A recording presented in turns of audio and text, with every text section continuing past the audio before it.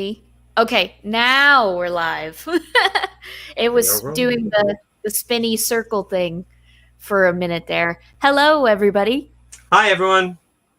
We are slowly starting to fill up here. I see a couple people on Twitter. What's up? Thanks for the likes, those of you on Facebook. Very much appreciate it. We'll just let the room get a little full before we get started. This is episode 51 of the Attractions Podcast, and next week is the 1 year, which is crazy. Wow. It feels like just like a month ago that I started doing these. Right? A year has gone by. Oh, wait, it was just a month ago since I started. It feels like yesterday I started this too. So time is meaningless now. Rodney, thanks for coming. Good evening. Orlando guy, what's up? Howdy. Totoro is watching. No. Hi, Drew. Hello, Drew. Jared, what's up? Hey. Ben, thanks for coming. All right, well, we've got about 55 people in here, so let's go ahead and get started. All right, in 3, 2. Hello, everyone, and welcome to episode 51 of the Attractions Podcast. I'm Brittany. And I'm Seth.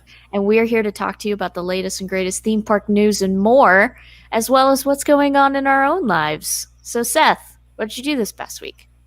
Well, I got a wonderful new web camera, as you might be able to tell. New microphone. Hopefully, it's an improvement. Please feel free to leave in the comments your opinion of my new audio video tech. And if no one likes it, I will send it back to Amazon. No, the big thing in my life this week is that my cat had surgery. He had cancer and had to have a couple tumors removed.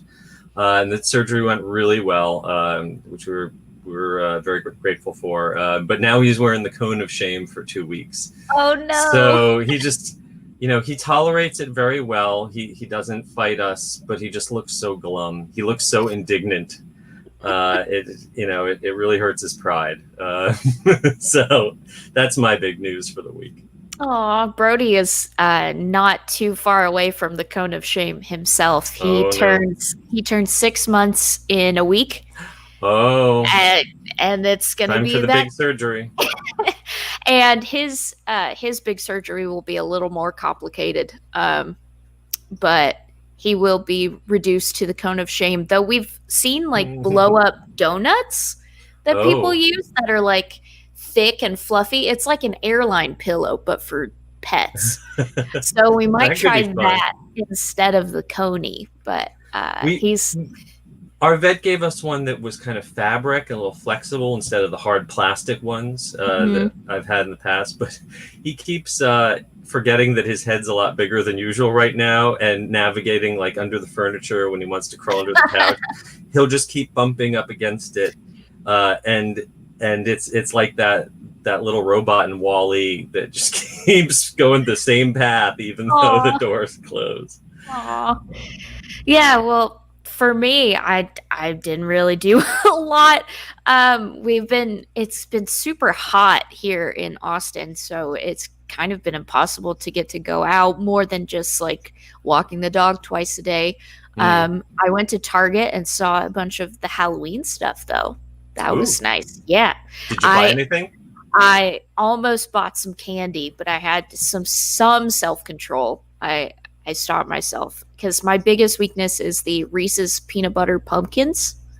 Oh, yeah. The holiday shapes are always the best. They're way better. Even better if you put them in the freezer. Ooh, I'm going to have to do that. Eat them when they're really nice and cold. Mm-hmm. But we got some candles, smelly stuff, other pumpkin-y things, and pumpkin coffee, too. Because that's just, it's part of the season. Of course. Yeah. But let's just do the news. Let's jump into it. All right. Pew. It's the news. All right, first up, something I'm super excited about, even though I already have it. Planet Coaster is coming to Mac in Yay! November. So all of those gamers who are Mac focused, which I guess there are some out there, will finally be able to get in on Planet Coaster. This us PC users have been loving for years now. If you've never played Planet Coaster, it is the ultimate theme park sim. It is incredible. The support that this game has received over the past few years that it's been out is crazy. They've done licensed game packs with Ghostbusters, there's some Back to the Future stuff, and then there's theme park inspired stuff, like there's some Jungle Cruisey type stuff, some Pirates of the Caribbean type stuff that's not licensed, but it's definitely been influenced by those rides. You can spend a lot of money on download packs for this game. Yeah, for sure. And for those on Mac and Steam for Mac, you can pick this up for $44.99 for the base game. But if you feel like more money is burning a hole in your pocket, you can pick up the Ghostbusters pack, the Classic Rides Collection pack, Magnificent Rides Collection, World Fair pack, Vintage pack, Studios pack, Adventure pack, and Spooky pack. It's a lot of packs. Yeah. And they're really well done. This is a game that I own and I dabble with, but it is so deep. I feel like you almost need to get a master's degree from the Rosen School in theme park management to really dig in. This is way more advanced than the Roller Coaster Tycoon that I played back in the 1990s, but it's a lot of fun if you get into it. I would say 2 words of warning. If you're a Mac player, you don't know anything about this, and you're about to dive in. One, at least on the PC, you need a pretty hefty PC to get this to run. A good GPU, a good CPU, lots and lots of memory. So unless you have a fairly new Mac, you might struggle to run this. And 2, it's for sale on both the Mac Store and the Steam Store, but you only get access to all the community mods if you buy it through Steam. And that's a huge part of Planet Coaster. If you go on Planet Coaster, you can find recreations of the Disney parks, the Universal parks, all sorts of theme parks around the world. And you'll only be able to get that if you've bought it through Steam. And there are some incredible original creations as well. When the game first came out, I did a rundown of all the cool original coasters that people made. One of my favorites was based on Alien. And yes, I've seen that one. Awesome. So cool. Meanwhile, it would take me at least a week to terraform my entire park, much less build anything substantial. I love playing around with someone else's park, but I can't even get through the single player campaign. I get angry guests and I lose money and then I fail. That's me too. I stick with The Sims, which, if you are a Star Wars fan, the Galaxy's Edge pack comes out on the 8th. Which, if you're listening to this, that is tomorrow. If you're watching this right now on YouTube while we're live streaming it, it's 2 days from now. So be sure to pick that up. It's $20. Come on. And if you want to know more about that, listen to last week's episode. Exactly. Next up, for you Lego heads out there, here's another very expensive collector set for you. Lego has announced a new Harry Potter Diagon Alley set that is more than 5,500 pieces, which is insane. I can't even imagine the size of the box this thing must come in.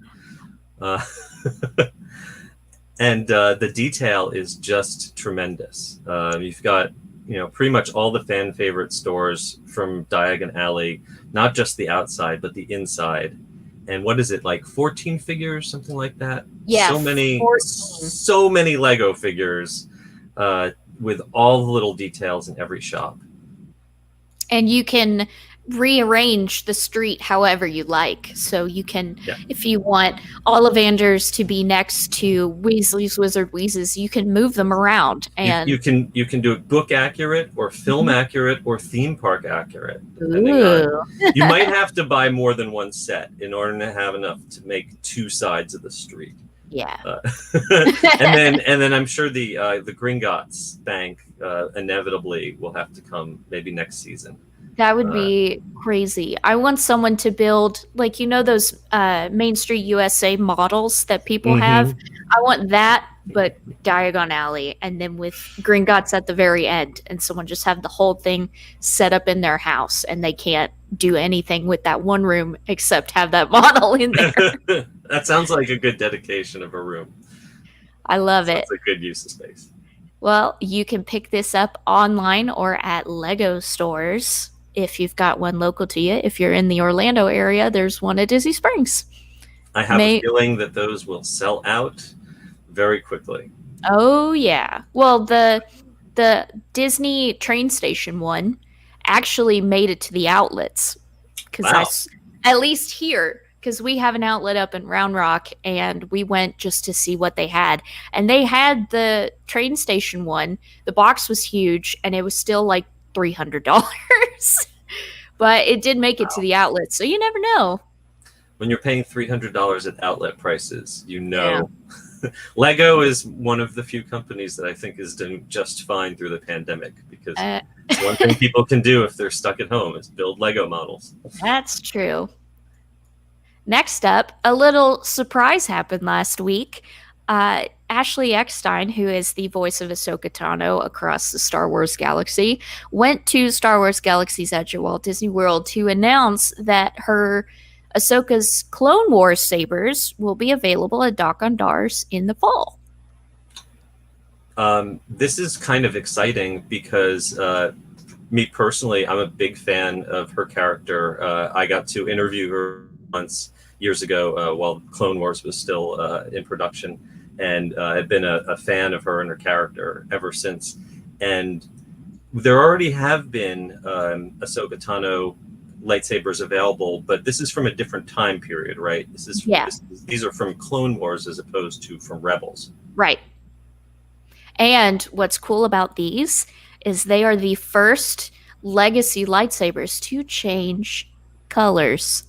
Yeah, I want some more details on how that works. I believe other lightsabers you can change out the color of the crystal in them, but I guess these you can change the blade color on the fly, which is pretty nifty.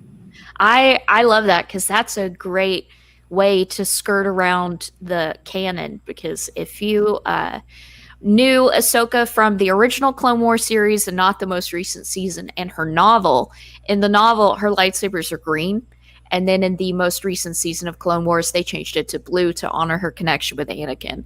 So that's cool. I like that. That's a way you take a retcon and that's how you take fan service and market it. Yep. To monetize it. Now, if you're looking to pick these up, as far as we know, they haven't said yet because Disneyland is not open. But it is safe to assume that these will only be available at Disney's Hollywood Studios once they are released this fall, unless Disneyland is open, in which case you could see them there as well. And then an hour after they're released at the Disney parks, they will probably be on eBay. Oh, yeah. For double the money.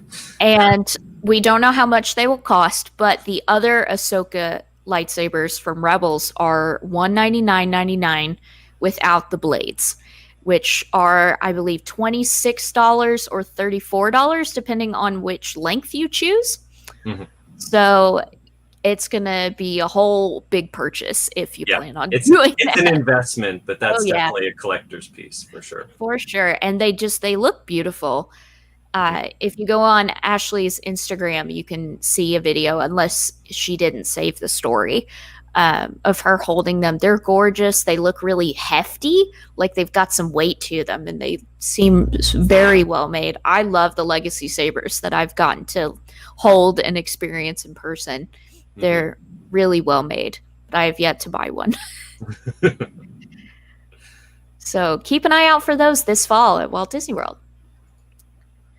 Over at Gaylord Palms Resort in Orlando, every year they normally have an event called Ice, which is a big display of literal ice sculptures.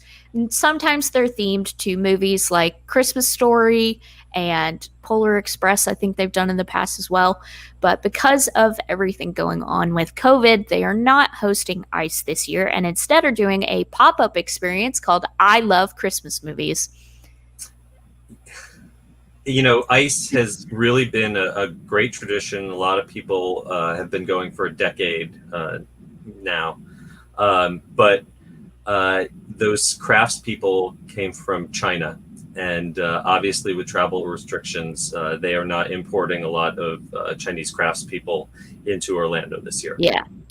This does look like a really clever substitute for that. And personally, while I love the artistry of Ice, it's real cold in there. Oh, yeah. I'm looking forward to an exhibit I can walk through at a leisurely pace and not have to rush through because my camera phone is literally icing over as I'm trying to take pictures. I only did it once with the expansion drive crew back in the day, and I remember maybe getting a third of the way through and my face went numb. So I was like, I literally cannot feel my face. It hurts. It's so cold. So this will be a nice, refreshing change of pace. And the movies that they're going to be showcasing are great movies. And the concept art for the pop-up exhibits look really cute. Mm-hmm. The National Lampoon's Christmas Vacation, the front of the Griswold's house. The friendly narwhal popping out of the ice. That's one I want to take a selfie with for sure. I hope it talks. Like, I hope that they have the bye, buddy, hope you find your dad. Like, I want that to be a part of it and not just be a static thing. But and of course, A Christmas Story is my favorite. There's got to be a leg lamp in there somewhere, I'm sure. Oh, yeah. And then they will also have The Year Without a Santa Claus and the Polar Express represented as well. I think a Year Without a Santa Claus is coming a little too close to home this year. We shouldn't really talk about. We've already had a year without a Halloween, a year without a 4th of July. Oh, we don't man. need a year without a Santa Claus. It hit too close to home. Too close to home. But overnight ticket Christmas packages, including admission to this experience, is on sale. You can find more info at christmas@gaylordpalms.com if you are interested. Next up, some very cute news that I love and am super excited about. Olumel, a friend of Duffy's, is now officially at Shanghai Disneyland. He is not Alani exclusive anymore. And we love him. Yay. I'm very happy for Olumel. I wish him all the best. I personally am not going to be visiting either Alani or Shanghai anytime in the near future, so my opportunities to meet him are limited. How do you feel about Duffy and all of these characters that Duffy has spawned over the years? Because this is kind of alien to us in Orlando. This is definitely an import from first Tokyo, and then it's kind of spread to all of the Eastern Pacific parks. Well, I wish I had it close by because I would get my Gelatoni backpack to show you. Gelatoni is my favorite. I have a plush and a backpack and a keychain. I'm a big fan. I need the ears, but I think they're super cute. I love the cute kawaii culture of it all. I think they're adorable. I would probably cry if I got to meet any of them. But I totally understand why they're not a thing in the US. Absolutely, that people would be so confused. Like, Mickey Mouse is one thing, but meeting a teddy bear that you're not familiar with outside of the parks, or a puppy or a kitty, any of them, it would not resonate with US people at all. And I remember when they actually sold and pushed Shelly May and Duffy in the park a lot. In Epcot for a while. Yeah, and now I think there was initial interest from the diehard Disney fans, but the general public in America. I don't think really connected. I think they're adorable, and they're definitely made for a culture that is into that particular kind of cuteness. Like you said, if you want to know what kawaii is all about, go visit the Japan Pavilion in Epcot, and there's a really nice little museum exhibit that explains it. It's still not personally my thing. I would love to see them pull out more characters from Disney's history, especially stuff from the 70s and 80s and 90s that's kind of overlooked, rather than invent new characters that seem to be purely merchandising. Yeah. But hey, it definitely there are definitely people out there who are into this, and I'm sure I'm going to be hearing from all of them for saying anything the least bit not positive. But, so welcome to all of our plush overlords. We salute you. Let's hope that he eventually makes his way over to Tokyo, though I'm not sure if Cookie Ann is at Tokyo yet either. We need an app to keep track. I know. There's so many Friends of Duffy now. It's hard to keep up with all of them. Next up, this was kind of a quiet thing that happened over the past week, and literally in an Instagram post. The first few beams for Runaway Railway over at Disneyland have gone vertical, and the ride has been delayed for a year. It's interesting on the one hand and on the other. Yeah. It's like we're excited, we're building it, but we're building it really slowly now. Yeah. Which from a financial sense can make sense. If you're a corporation, you're making a big capital expense to spread that out over multiple fiscal years. There can be tax advantages. I'm glad that they are moving forward and it hasn't ground to a halt. It's a positive sign. But for a ride that they've already completely built in Orlando once, they presumably know how it all should fit together. 2023 feels like a long time away right now, doesn't it? It really does. Well, considering that this year feels like it's flowing like molasses, just creeping on, but at the same time, I blinked and it's September. So Sure. Who knows? Maybe I'll blink and it'll be 2023 tomorrow, and this thing will be built. Is there a cryo chamber we can crawl into? Maybe there's maybe Walt's got room next to it. Crawl and take a nap. Yeah, in the utilidors. Well, I'll go take the long nap.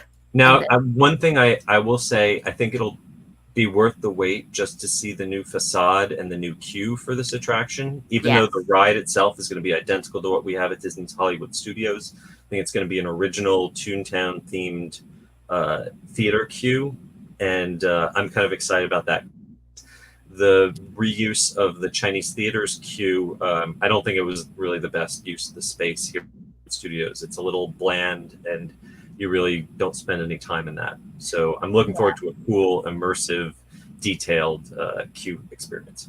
Well, it seems like based on this concept art here that it's almost going to be museum-esque for Mickey, and I love that.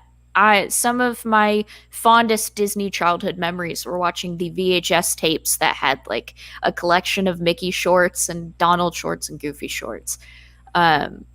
Which, side note, they just put Trick or Treat on Disney Plus. One of my favorite shorts of all time. So cute, very classic. You should watch it. But I love the watch list. Yes, it's so precious. It's so cute. But this is cool.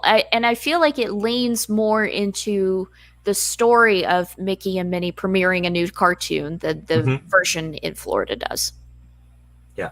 I am curious if the pre-show will change any.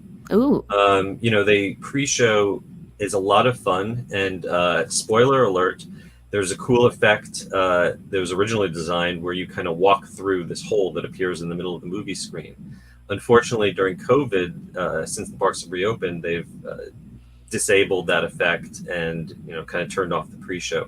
So I'm really hoping that either this will all be over and they can go back to the way it was originally designed, or they find out some new solution to still kind of deliver that pre-show experience. Yeah. Drew Meyer says in the chat, I can see this ride eventually coming to Tokyo Disneyland. You know, maybe. They eventually get everything good. They cherry pick everything good, and then they find a way to make it a little bit better. So OLC, man, they just know what they're doing. they're running out of space, though. Yeah. That's the one thing, especially now that they're kind of building out the expansion spot in Tokyo Disney Seas for the Frozen area. There's not a whole lot of breathing room. I think they decimated a parking lot, so they lost a bunch of parking in order to get the new Fantasy Springs, I think it's called, expansion area. Yep. But we still have to wait for them to open Beauty and the Beast and everything else. Right. Another Disney update for you. A few dining options are reopening at Walt Disney World, including a modified character dining experience. It's back. Starting on September 4th, Magic Kingdom will once again reopen the doors of Cinderella's Royal Table, though the princesses will not be greeting if you go have dinner there. So I am not really sure how many people are going to be willing to pay the price for that meal without the princesses.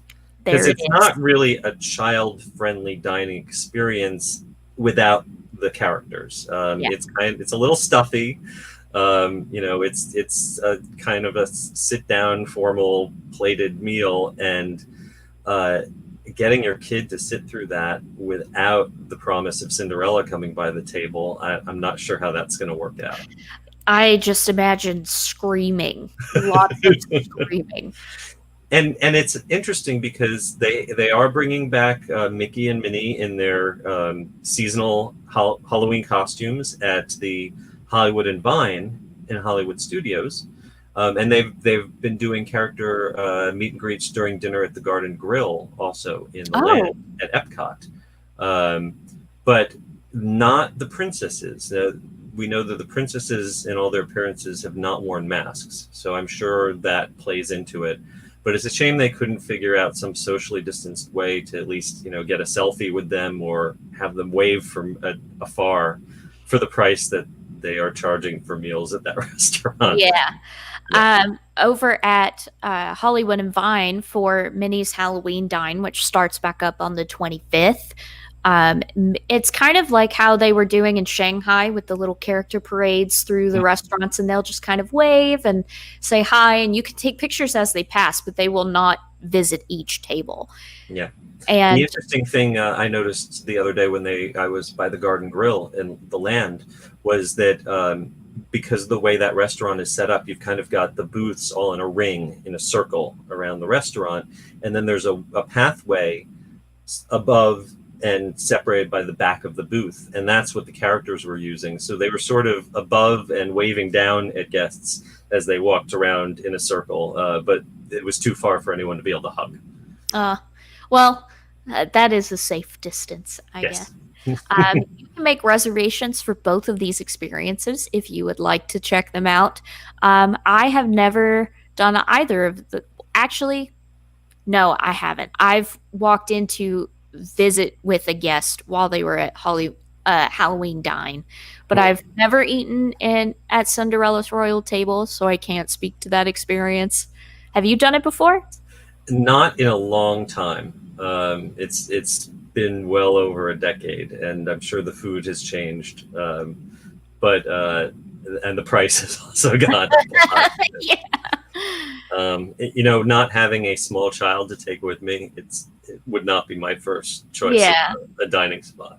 Yeah. But I'm also interested in these quick service options that are going to be reopening and how they chose the ones that they're reopening.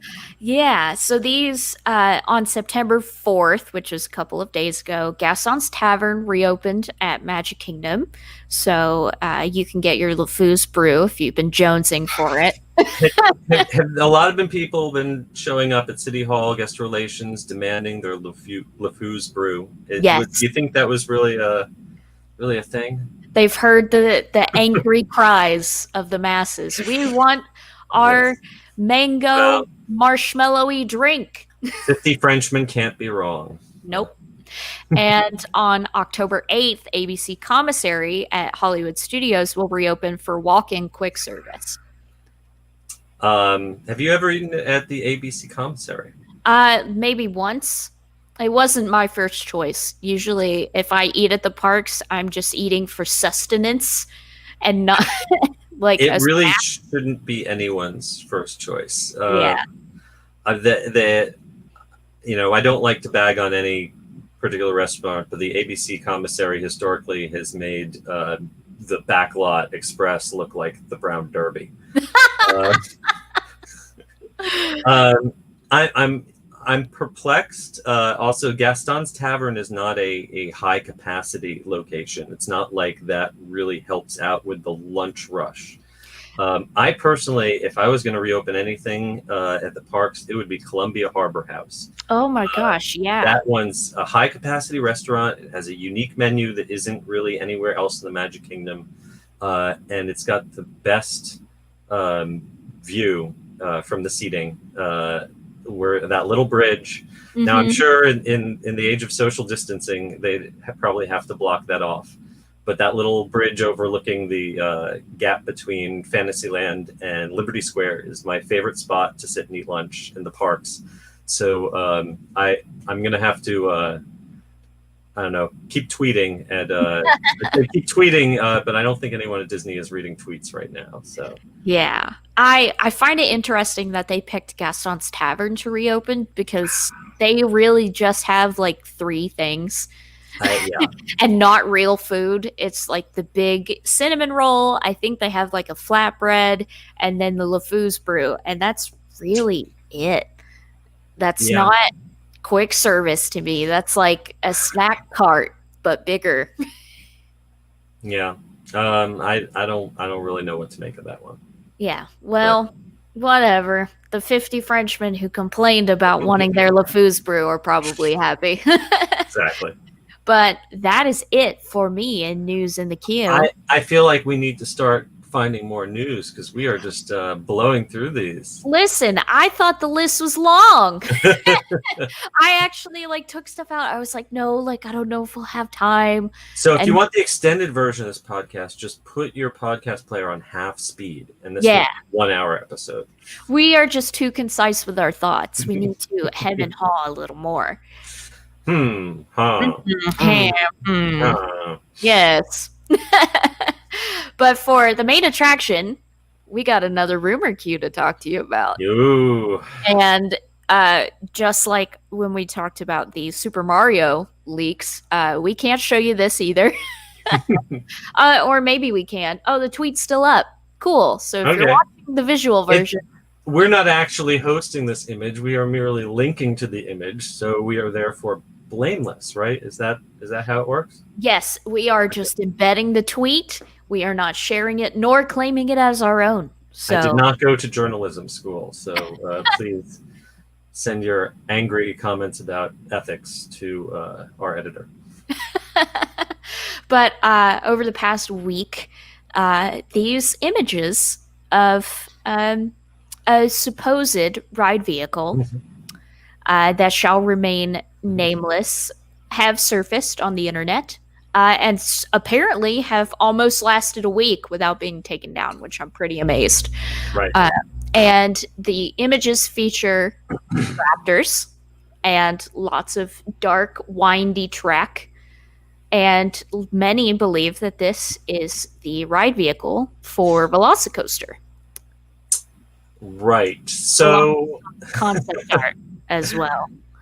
So let's just acknowledge the source of this is basically a portfolio, an artist who apparently did some work for Universal and is now looking for work. And we should acknowledge that there are a lot of artists like that out there right now. Yeah. A lot of good, talented people have recently lost their jobs, and they're putting the material that they've done out there over the years out there. Maybe they should consult a attorney about any non-disclosure agreements that they signed in the past when creating this material. And so I don't know if anyone who is posting this kind of stuff is going to get in trouble. I wish them all luck in their job searches. But I think maybe the reason that this particular artwork has not been taken down yet is because it is very early, what we would call blue sky concept art. This is the kind of stuff that is done at a very early stage when they're spitballing ideas to kind of visualize what a ride might be like. And everything here should be taken not just with a grain of sand, but an entire salt lick. This is someone's initial vision of what a ride could be like, and that ride may have eventually evolved into what is being built right now. But it's not. I wouldn't, look at details in these images and expect you're going to see anything to exactly be created when the ride actually opens. Yeah, which we still don't know. Yeah. And Universal has not named, no opening date. They barely acknowledge anything's being built over there.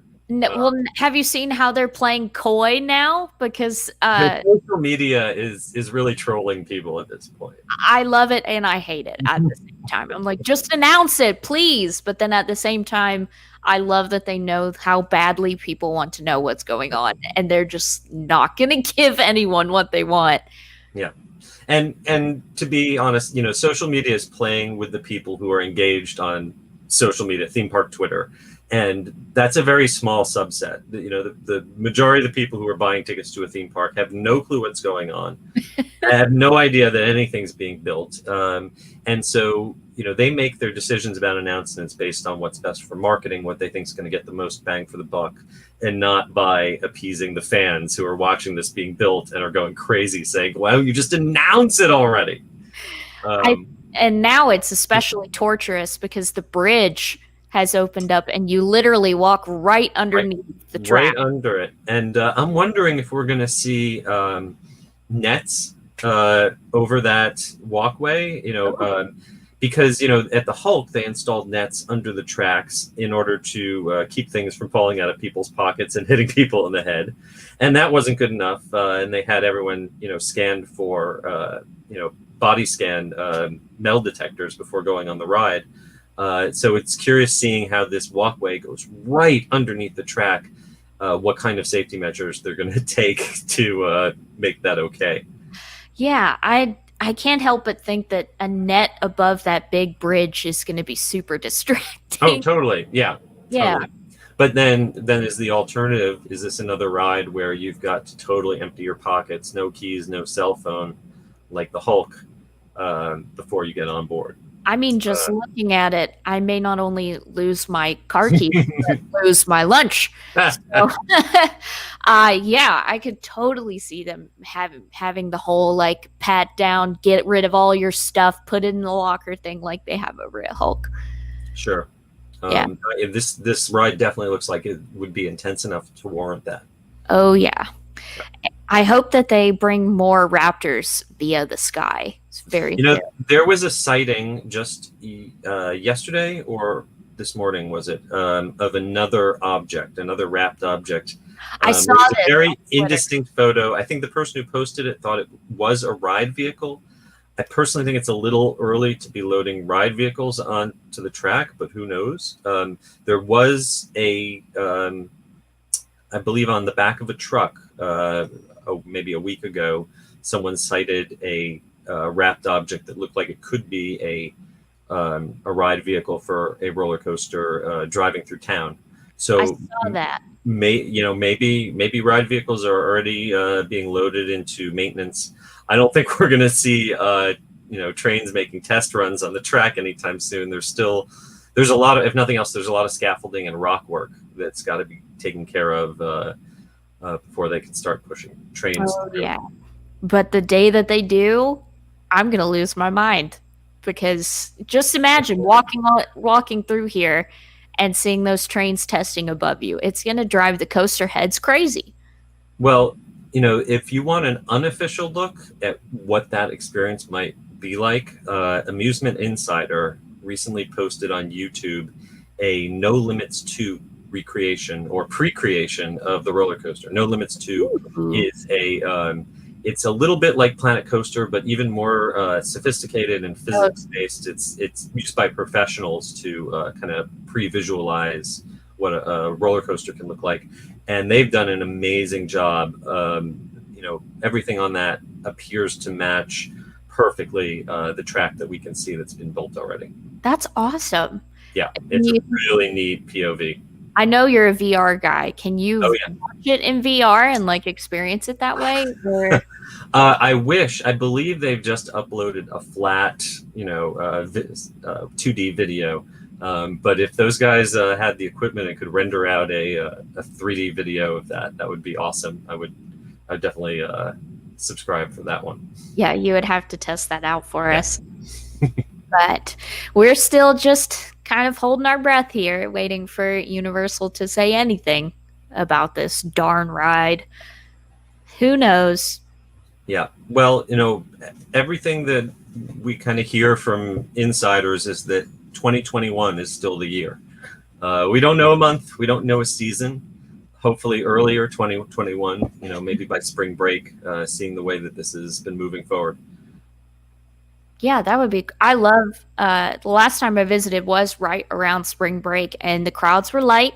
It was super manageable. So yeah, that would be great. If everything is safe and cool by then, I would definitely come back for this. And the best part about this when it opens is that we'll draw all the attention away from Hagrid's, and I'll be able to jump on Hagrid's as much as I want while everyone's lined up for this. That's so smart. I might do that instead. I only got to ride it once during my last visit, and it was incredible. Man, once is never enough. I know. It's been running quite well lately. No more bees, killer bees. I haven't been stung. Well, that's good. Bees scare me. I would hate that. But we will keep you updated on this. In the meantime, hopefully no more leaks for the sake of the artists involved. But we'll keep an eye out. If any mysterious objects come flying in from the sky, we will let you know. Man, we really need to talk slower. I know. And we both are fast talkers. I really didn't mean to blow through it. And I'm just so surprised. We are giving people time back in their lives. See, now you have you can spend the next 15 minutes or something meditating, gardening. Ooh. Pet your cat. There is one thing I would like to throw in. I'm going to go off the rails for a minute. Ooh. Earth's Dead launched on Disney Plus on Friday. And I just want to say it's so authentically Henson. I love it. It's so good. This is the new Jim Henson Company production. Yes. And I honestly, this totally surprised me. I knew nothing about it until I heard that it had been released. Oh. So I'm obviously out of the loop, and I love everything Muppets and Henson related, and I had no clue. So the best way I could describe it to you, you haven't watched any of it, right? No. Okay. So imagine if Sonny Eclipse was a television show host, specifically late night, obsessed with celebrities and human culture. Oh, right. Yeah. It's very like old school Tomorrowland in its design, in the characters. It almost feels like you could see some of the aliens and things that are featured in Tomorrowland on this show. It's so charming and funny, and it does not at all feel like a kid show, to put it lightly. There are some very adult jokes in it that are not directly on the surface inappropriate, but there's one, because I got to screen 5 of the episodes. There are 10 in season 1, and I totally missed a reference to a specific comedian event thing that happened, and in the episode about comedy, they make a direct reference to it, and my boyfriend Josh was like, "Oh my god, that they just referenced this thing." And I was like, "How do you know?" And he said, "Stop laughing at me," the same way that the guy did. And I was like, that's so adult. How did they stick that in there? But if you're a kid or like me and you don't know about it, it goes straight over your head. And that's always been the genius of Henson. Their best work is that it always works on both levels. It's never, talking down to kids or patronizing or, only for kids. It's always worked for the adults just as well. Yeah. And it's just, it's so funny and heartwarming. There's a handful of aliens. So there's Ned, who is the host of the show. He is a commander or a lieutenant in a galactic army. His dad leads the army and has sent him on a mission to destroy Earth.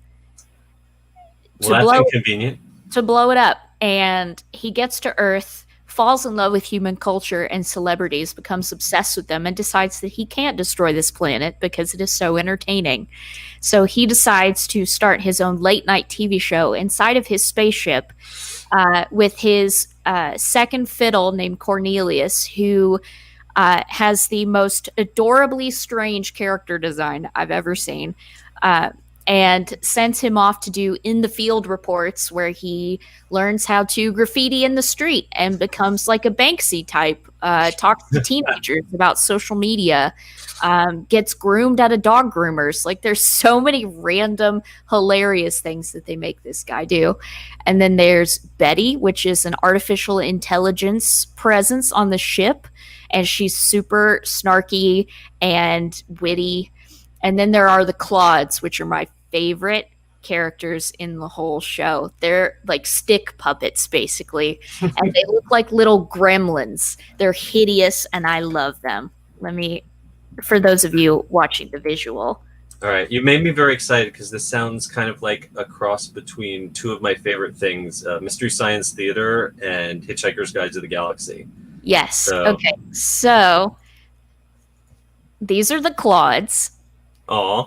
They're so cute and so funny. At one point, there's a fashion show with them, and they get dressed up in different outfits.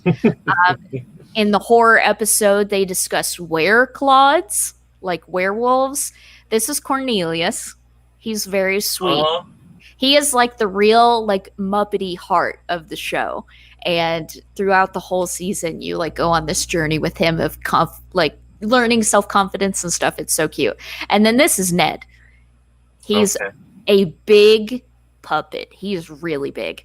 Last week, I got to talk to Brian Henson and the rest of the executive producers of this show, and Brian said that 6 people puppeteer him. 4 in here, and then 2 working his eyes and face because it's animatronic.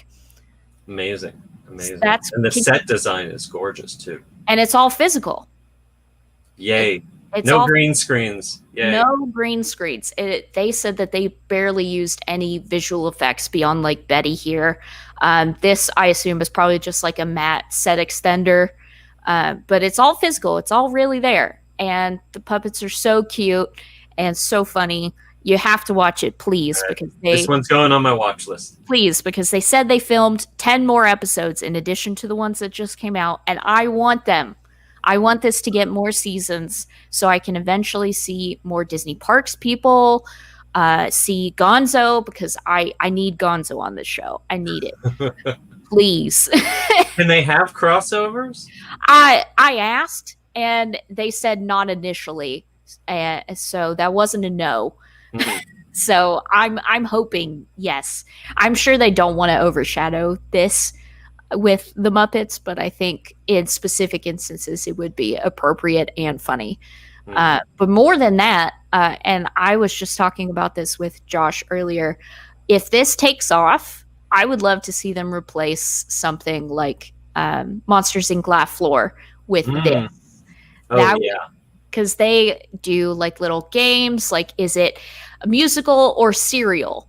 And with like the paddles, like on Ellen, how she does the hot or not, those kinds of paddle games. Mm-hmm. He does a similar thing. Like, is it art or nah? Is it?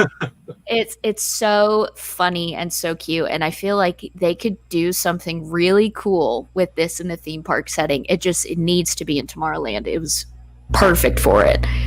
It would be more science fiction appropriate for Tomorrowland than Monsters Inc. is, for sure. Yes. Thank you. Imagineers, if you're listening, that's a free idea. Free $1 million idea. Take it, please. I want it.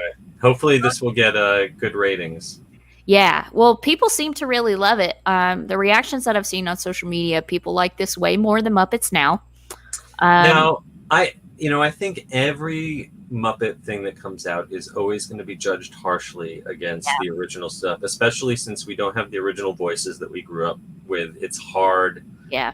But we've been watching Muppets now, and especially the last couple episodes, I think they're really hitting their groove. There's been some really funny stuff.